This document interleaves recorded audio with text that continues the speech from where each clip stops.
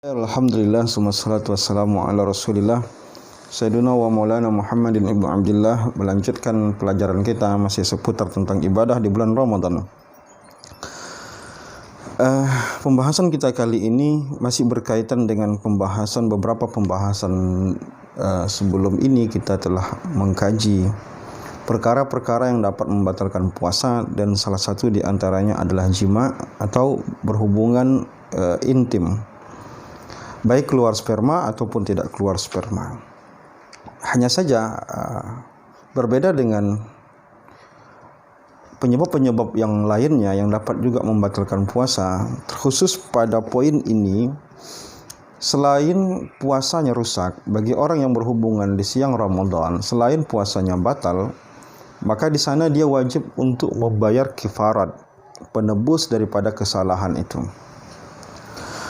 Nah, ini bedanya antara berhubungan di siang Ramadan dengan perkara-perkara lain yang dapat juga membatalkan puasa.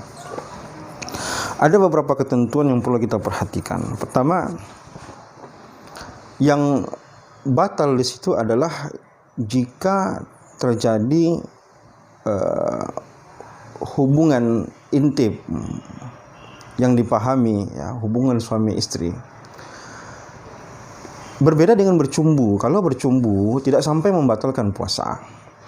Hanya saja bercumbu seperti berciuman, seperti berpelukan, meskipun menimbulkan syahwat, asalkan tidak keluar sperma, maka dia puasanya tetap sah. Hanya saja hukumnya makruh.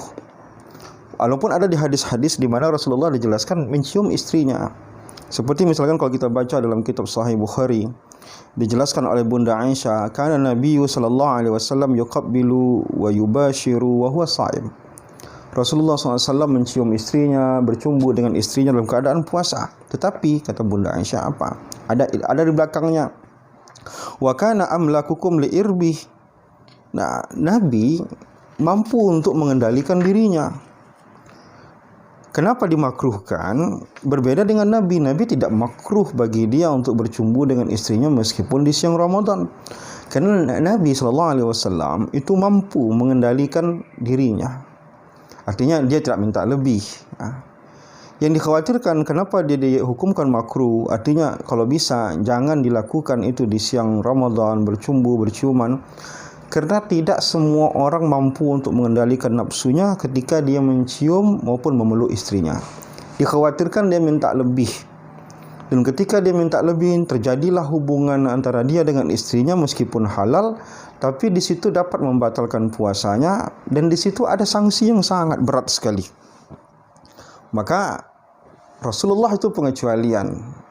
Dia memiliki kemampuan untuk mengendalikan dirinya, berbeda dengan laki-laki biasa tidak mampu mengendalikan dirinya. Nah, jadi kalau cuma sekedar bercumbu, bercium, berpelukan, asalkan tidak sampai keluar sperma, atau mohon maaf kemaluan laki-laki tidak masuk kepada kemaluan perempuan, maka itu tidak sampai membatalkan puasanya. Berbeda halnya bagi orang yang sudah sampai berhubungan intim.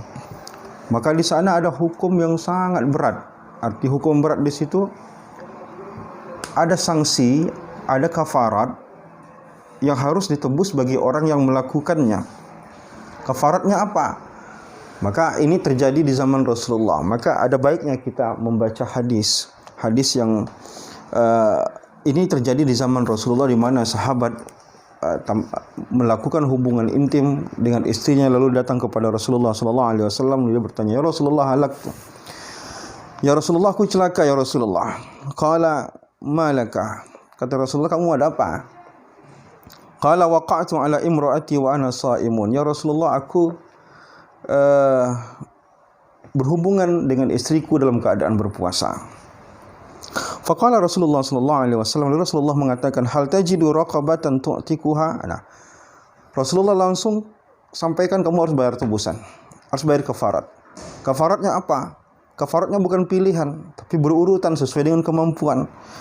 Kalau kamu punya raqabah, raqabah ini artinya adalah budak wanita kalau kamu punya budak wanita, merdekakan dia. Untuk sebagai tebusan karena dia melakukan kesalahan tadi. Dia harus ganti puasanya dan dia harus bayar tebusan.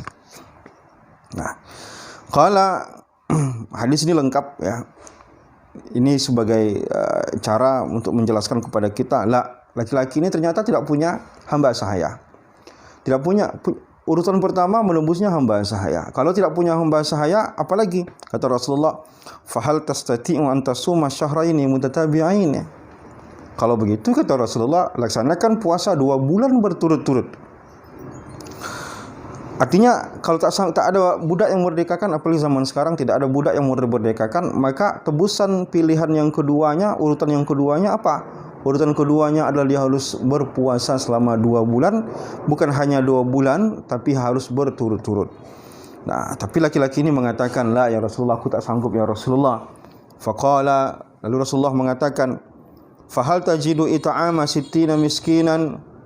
Kalau begitu kata Rasulullah, kalau kamu tak sanggup berpuasa 2 bulan berturut-turut, karena mungkin kamu sakit, karena mungkin kamu tidak sanggup dan segala macam, maka kata Rasulullah, it'amu sittina miskinan. Berilah makan 60 orang. Ya, berilah makan 60 orang miskin. Ternyata laki-laki ini miskin.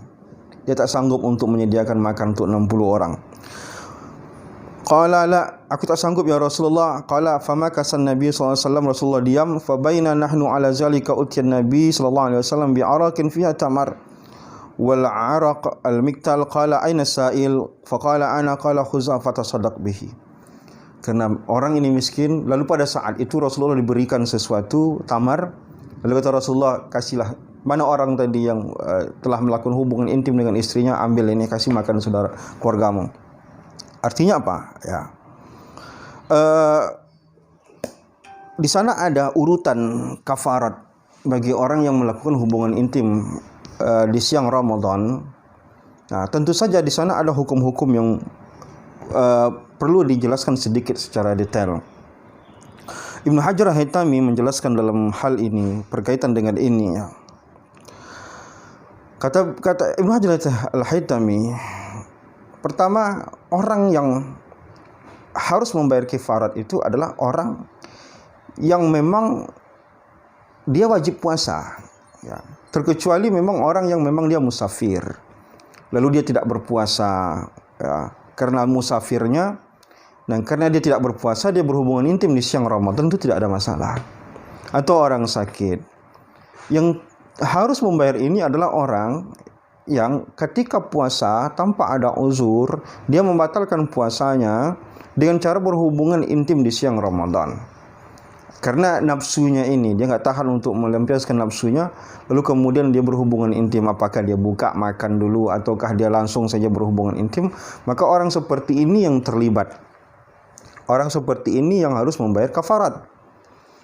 Nah, dan bahkan ya disebutkan di dalam kitab ini, walau kanal jima' fi duburin min rajulin au imra'atin.